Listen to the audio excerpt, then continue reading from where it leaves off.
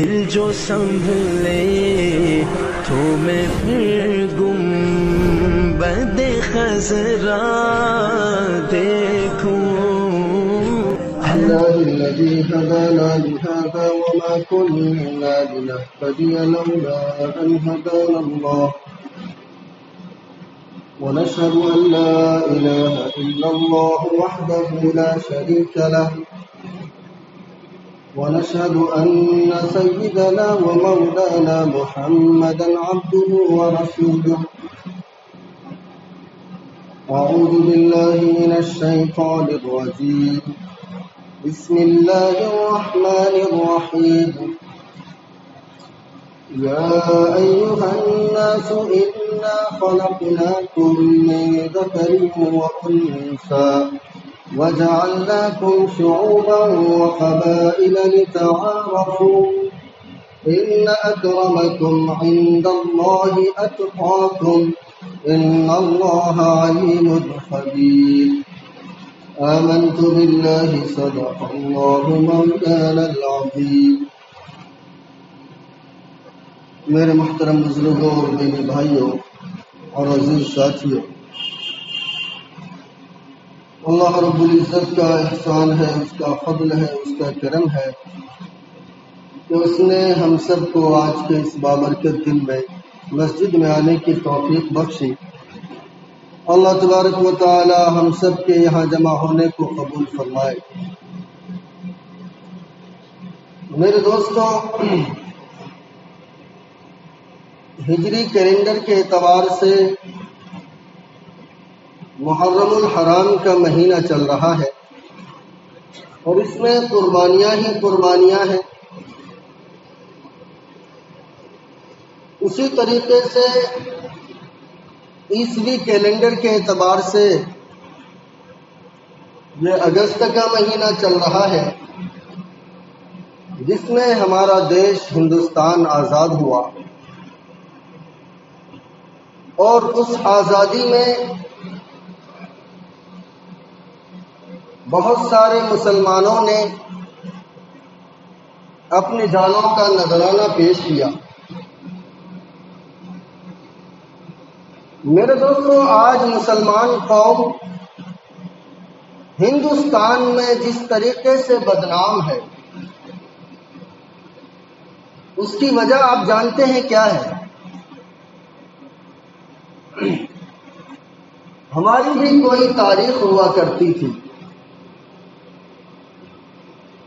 وہ شاعر نے کیا ہی خوب کہا ہے کہ جب گلستاں کو خون کی ضرورت پڑی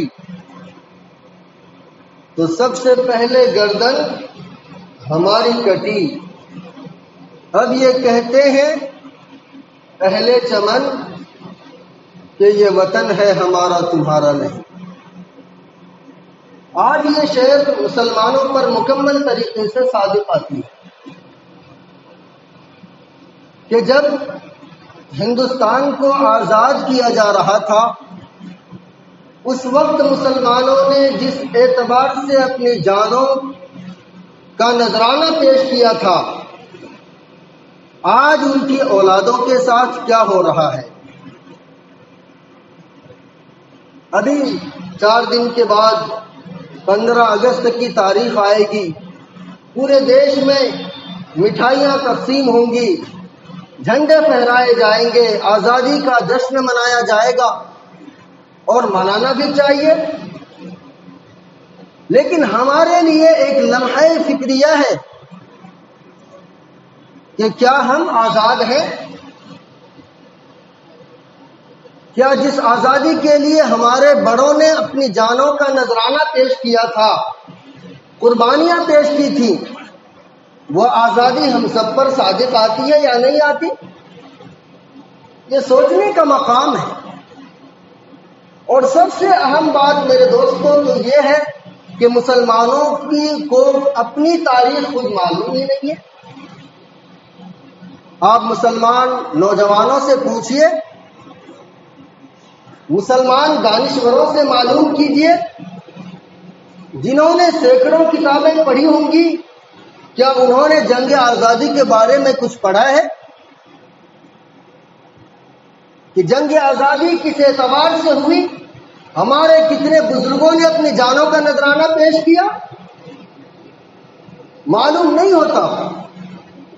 اسی طریقے سے 15 اگست کے دن جو جلسے کیے جاتے ہیں، پروگرام رکھا جاتا ہے، آپ ان پروگراموں میں جائیں اور کان لگا کر سنیں تو آپ کو پتہ چلے گا کہ شاید 1-2 مسلمانوں کے علاوہ کسی اور کا ذکر ان مجلسوں میں نہیں ہوتا۔ وجہ کیا ہے کہ جب ہم خود جاننا نہیں چاہتے تو دوسرا ہمیں کیا بتائیں گے؟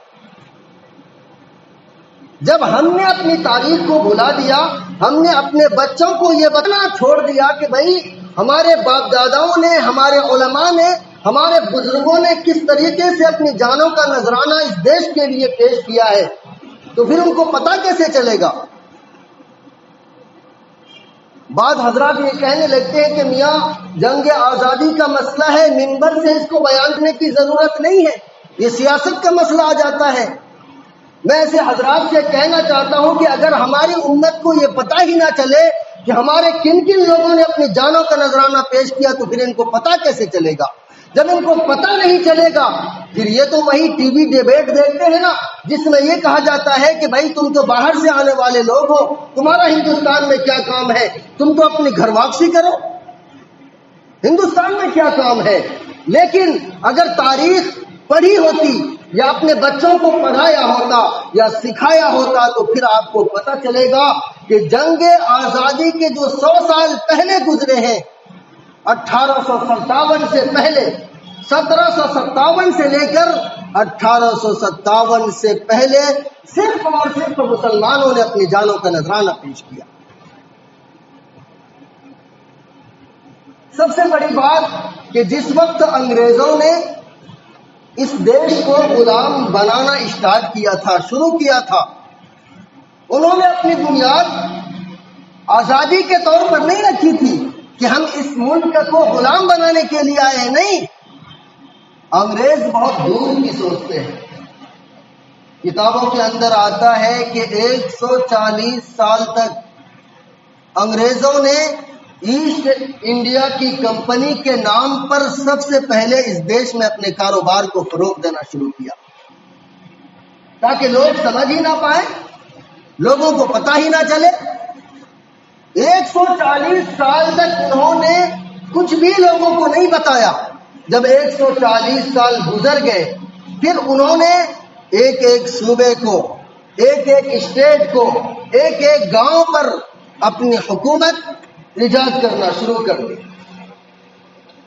میرے دوستو، اس وقت حضرت شاہ محدث دہلوی رحمت اللہ علیہ نے سب سے پہلے ان کی جو نیت تھی نا اس کو بھانپ لیا تھا کہ ان کے دل میں اصل ہے کیا، یہ ہندوستان کو کہاں لے کر جانا چاہتے ہیں، یہ ہندوستان کو کس رخ پر لے کر جانا چاہتے ہیں، کس طریقے سے غلام بنانا چاہتے ہیں۔ انہوں نے ایک رسالہ لکھا تھا باضابطہ، تو ان پر کیس ہو گیا۔ حضرت شاہ عبد العزیز محدث دہلوی ان کے صاحبزادے، ان کو قید خانے میں بند کر دیا گیا۔ باضابطہ طریقے سے 1857 عیسوی میں مسلمانوں نے ایک طریقے سے شاملی کے میدان میں اور امبالہ کے میدان میں ان انگریزوں سے جنگ کیا۔ اس سے پہلے کہ آپ تاریخ کو دیکھیے، انہوں نے ان باتوں کو اپنی تاریخ سے ہٹا دیا۔ کیوں؟ تاکہ لوگوں کو پتہ ہی نہ چلے کہ مسلمانوں نے بھی اس دیش میں اپنے خون کو بہایا ہے، یہاں کی ایک ایک مٹی میں مسلمانوں کا خون ہے، ایک ایک مسلمانوں کی دھڑکن میں یہاں کے خون، یہاں کی مٹی کی خوشبو مہک رہی ہے۔ 1757 سے لے کر 1758 تک کی تاریخ کو بالکل نیست و نابود کر دیا۔ آپ دیکھیں گے کہ سب سے پہلی جنگ نواب سراج الدولہ نے انگریزوں کے خلاف لڑی، لیکن کہتے ہیں نا کہ مسلمانوں میں کچھ غدار بھی ہوتے ہیں، ان میں ایک میر جعفر کے نام سے غدار تھا، نہیں تو اسی دن فیصلہ ہو جاتا کہ ہندوستان آزاد ہو گیا۔ میر جعفر نے نواب سراج الدولہ کی ساری باتیں انگریزوں تک پہنچائی اور انگریزوں نے نواب سراج الدولہ کو قید کر لیا. قید کر کے میر جعفر کو کولکاتہ کا وزیر بنا دیا. لیکن آپ نے سنا ہوگا کہ جس چیز کی بنیاد جھوٹ پر رکھی جاتی ہے نا وہ چلتی نہیں، بہت جلدی اس کا خاتمہ ہو جاتا ہے. پھر ایسا ہوا کہ کچھ ہی دنوں میں میر جعفر کو معزول کر دیا گیا، ان کو ہٹا دیا گیا. اس کے بعد پھر حیدر علی کے نام سے، جو کہ ٹیپو سلطان کے والد ہیں، انہوں نے انگریزوں کے خلاف جنگ لڑی. لیکن آپ ان کے جلسوں میں چلے جائیے، آپ کو کہیں پر بھی حیدر علی کا نام نہیں ملے گا، کہیں پر ٹیپو سلطان کا نام نہیں ملے گا کہ یہ کون لوگ تھے. ٹیپو سلطان وہ شخص تھے کہ جنگ آزادی میں لڑتے لڑتے اپنی جانوں کا نذرانہ انہوں نے پیش کر دیا، اپنی جان کی پرواہ نہیں کی. اور انہی کا یہ مقولہ ہے آج جو کہیں پر فخر سے یہ کہتے ہیں کہ غلامی کی زندگی اور آزادی کی زندگی میں کیا فرق ہوتا ہے. ہم نے یہ سبق کہاں سے سیکھا ہے؟ نبی کریم صلی اللہ علیہ وسلم کے زمانے سے.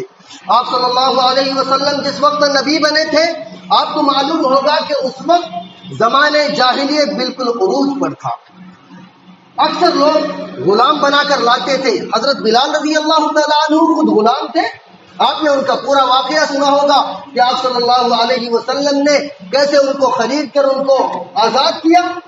پھر آپ صلی اللہ علیہ وسلم نے ان کی بنیاد کس طریقے پر رکھی کہ کس طریقے سے یہ غلامی کا سلسلہ ختم ہو، کہ اگر کوئی انسان کفارہ ادا کرتا ہے، اس کے پاس پیسے کم ہیں، یا غلام کو آزاد کر کے وہ کفارہ ادا کرے. تو نبی کریم صلی اللہ علیہ وسلم نے 1400 سال پہلے امت کو یہ سبق دیا کہ اللہ تبارک و تعالیٰ نے تمام انسان کو آزاد پیدا کیا ہے. لیکن کچھ ظالم اور جابر قسم کے لوگ ہیں جو انسانوں کو اپنا غلام بنانا چاہتے ہیں. تو یہ تو وہیں سے چلتا آ رہا ہے. جب ہماری تہذیب یہی ہے اور ہم جس نبی صلی اللہ علیہ وسلم کے ماننے والے ہیں اس کی تعلیم یہ ہے، تو آپ سوچئے کہ مسلمان غلامی کی زندگی کیسے برداشت کر سکتا تھا. اچھا، ایک مرتبہ پہلے زمانے کے جو جنگ ہوتے تھے نا، ادھر کی فوجیں الگ ادھر کی فوجیں الگ، باضابطہ صفیں بنتی تھی. تو انگریزوں نے دیکھا کہ سب سے اول صف میں مسلمان لوگ کھڑے ہیں جن کی اقلیت کی مقدار ہے بہت کم ہے. انہوں نے معلوم کیا کہ آخر کیا وجہ ہے کہ یہ مسلمان لوگ سب سے پہلے کیوں کھڑے ہیں، سب سے پہلی صف میں کیوں کھڑے ہیں. تو جواب دیا گیا کہ جس نبی صلی اللہ علیہ وسلم کے ماننے والے ہیں انہوں نے ان کو یہی تعلیم دی ہے کہ دیکھو اللہ تبارک و تعالیٰ نے انسان کو آزاد پیدا کیا ہے، غلام بننے کی قطعاً ضرورت نہیں ہے. اگر ظالم کے خلاف کہیں پر آواز اٹھانے کی ضرورت پڑے، لڑنے کی ضرورت پڑے تو فوراً سر پر کفن باندھ کر نکل جانا. یہ اللہ کے نبی صلی اللہ علیہ وسلم کی تعلیم ہے. انگریز بار بار یہ سوچنے پر مجبور ہو جاتے تھے. برطانیہ کے پارلیمنٹ میں باضابطہ میٹنگیں ہوتی تھی کہ آخر کیا وجہ ہے کہ ہم نے اتنے علاقے کو فتح کرنے کے باوجود اب تک ہندوستان کو غلام نہیں بنایا، پورے ہندوستان پر قبضہ نہیں کیا. یہاں سے خطوط منگواتے تھے کہ آخر وجہ کیا ہے، وجہ تو تلاش کیا جائے. تو جو لوگ یہاں پر انگریز کے تھے انہوں نے ایک خط میں ایک بات لکھی کہ جب تک ہندوستان میں قرآن ہے اور جب تک ہندوستان میں یہ علماء کی جماعت موجود ہے اور جب تک ان کے دل میں جذبہ جہاد موجود ہے، ہم ہندوستان کو کبھی بھی غلام نہیں بنا سکتے. فوراً وہاں سے آرڈر آیا. کیا آرڈر آیا؟ کہ ان تینوں کاموں کو جلدی سے جلدی کیا جائے. میرے دوستو، کتابیں گواہ ہے، تاریخ گواہ ہے کہ 3 مہینے کے اندر 3 لاکھ قرآن کریم کو ان انگریزوں نے جلا دیا اس ہندوستان میں. لیکن میں آپ کو بتانا چاہتا ہوں کہ یہ قرآن اللہ تبارک و تعالیٰ نے معجزے کے طور پر اس دنیا میں نازل فرمایا. پوری دنیا میں اب سارے قرآن کے نسخوں کو کوئی جلا دے، ایک چھوٹا سا بچہ کھڑا ہو کر الحمد سے شروع کرے گا اور وہ الناس میں لے جا کر ختم کر دے گا۔ کیا پتا چلا کہ قرآن کو اس دنیا سے کوئی مٹا نہیں سکتا۔ اسی طریقے سے کتابوں کے اندر آتا ہے کہ دلی سے لے کر لاہور تک کوئی ایسا درخت نہیں تھا جس پر علماء کرام کے گردنوں پر سولی نہیں چڑھا دی گئی تھی۔ ایک واقعہ کتابوں میں لکھا ہوا ہے کہ کسی جگہ پر انہوں نے کھولتے ہوئے تیل میں 40 علماء کرام کو ڈال دیا۔ جب وہاں سے بدبو آنے لگی، ان کے جسم جلنے لگے، تو پھر 40 کو بلا کر لے کر آئے اور ان کے سامنے یہ منظر دکھایا گیا کہ تم صرف یہ کہہ دو کہ ہم 1857 کی جنگ میں شریک نہیں تھے، ہم تمہیں چھوڑ دیں گے۔ انگریزوں نے کیا کہا تھا کہ تم صرف یہ قبول کر لو کہ 1857 کے جنگ میں ہم شریک نہیں تھے، ہم تمہیں چھوڑ دیں گے۔ کسی نے بھی یہ نہیں کہا کہ ہم 1857 کے جنگ میں شریک نہیں تھے، سب نے کہا کہ ہم شریک تھے۔ پھر کتابوں کے اندر آتا ہے کہ ان 40 کو لے کر بھی اسی تیل کے اندر ڈال دیا گیا۔ ایسی ایسی قربانیاں ہمارے علماء کرام نے پیش کی ہیں۔ ولبھ بھائی پٹیل، ان کا ایک واقعہ کتابوں میں لکھا ہے، انہوں نے ایک مضمون لکھا، انہوں نے کہا کہ کہیں پر 1100 مسلمان ایک جگہ پر اکٹھا تھے، یہ انگریز بندوق لے کر ان کے سامنے آئے، یہ کوئی جلسہ کرنا چاہتے تھے، لوگوں کو بتانا چاہتے تھے کہ آزادی کیا چیز ہے، آزادی میں انسان سانس کس طریقے سے لے پاتا ہے اور غلامی میں کس طریقے سے لے پاتا ہے، وہ فرق کو واضح کرنا چاہتے تھے۔ فرماتے ہیں کہ انگریزوں کی فوج ادھر جمع ہو گئی، ادھر علماء کرام کی جماعت ہے۔ فرماتے ہیں کہ انہوں نے اندھا دھند گولیاں چلانی شروع کی، جب سارے کے سارے شہید ہو گئے، جب سب کے سینوں کو دیکھا گیا تو کسی کے پیٹھ پر ایک بھی گولی نہیں لگی تھی، سارے کے سارے سینہ تان کر ان انگریزوں کے سامنے کھڑے تھے۔ تو ہمارے مسلمانوں نے اور علماء نے ایسی قربانی دے کر تب جا کر اس دیش کو آزاد کیا۔ کیوں؟ یہاں پر ہم سکون کے طریقے سے سانس لے پائے، ہمارے بچے جب یہاں پر ہندوستان میں رہے تو بہت اچھی طریقے سے رہے۔ لیکن میرے دوستو، آج کیا حال ہے؟ آج ہم سب کو محاسبہ کرنے کی ضرورت ہے کہ آخر ہمارے نوجوان طبقے اپنی تاریخ کو پڑھنا کیوں نہیں چاہتے؟ وہ کہتے ہیں نا کہ جب تک تاریخ کو نہیں پڑھو گے تو تاریخ میں تمہارا نام بھی کوئی لینے والا نہیں رہے گا۔ جن قوموں نے اپنے بڑے بزرگوں کی تاریخ کو یاد رکھا کہ ہمارے باپ دادا نے کس طریقے سے قربانی دے کر اس دیش کو آزاد کیا تھا، یا کس طریقے سے قربانی دے کر کھلا کام کیا تھا، تو پھر ان کے اندر ایک جذبہ پیدا ہوتا ہے، ایک ایثار پیدا ہوتا ہے۔ لیکن آج ہمارے نوجوانوں کی جماعت کہاں جا رہی ہے؟ رات کے 12 بجے ایسے گھومتے ہوئے نظر آتے ہیں۔ ان کو دیش سے، دین سے کوئی مطلب نہیں۔ کون ہماری بیٹی پر عزت، ہماری بیٹی پر غلط نگاہ ڈال کے جا رہا ہے، کون ہماری ماں پر حملہ کر رہا ہے، کہاں پر ہمارے مسلمان بھائیوں کو ستایا جا رہا ہے۔ کہتے ہیں کہ نوجوان اگر چاہے تو کچھ بھی ہو سکتا ہے۔ اللہ تبارک و تعالیٰ نے نوجوانوں کے جسم میں ایک طاقت رکھی ہے، ایک جنون رکھا ہے، ایک جذبہ رکھا ہے۔ آپ نے دیکھا نہیں، فوج میں کسی بوڑھے کو لے کر جاتے ہیں کیا؟ نہیں لے کر جاتے۔ کیوں؟ پتا ہے کہ نوجوانوں میں جو جذبہ ہے، اور اگر وہ جذبہ ایمانی ہو تو پھر انسان کچھ بھی کر سکتا ہے۔ لیکن میرے دوستو، آج ہمارے نوجوانوں کا کیا حال ہے کہ آپ تعلیم میں دیکھ لیجئے، تعلیم میں سب سے پیچھے، اپنے بزرگوں کی تاریخ میں سب سے پیچھے، نماز میں سب سے پیچھے، لیکن کہیں غلط کام ہو رہا ہو وہاں پر سب سے آگے چلے جاتے ہیں۔ آخر کیا وجہ ہے؟ بارہا منبروں سے یہ صدائیں لگائی جا رہی ہیں، جلسوں سے یہ صدائیں لگائی جا رہی ہیں، اصلاحی پروگراموں سے یہ صدائیں لگائی جا رہی ہیں، لیکن ہم ایک کان سے سنتے ہیں، دوسرے کان سے نکال دیتے ہیں۔ کوئی فرق نہیں پڑتا کہ کیا ہو رہا ہے، ہمیں کیا کرنا چاہیے۔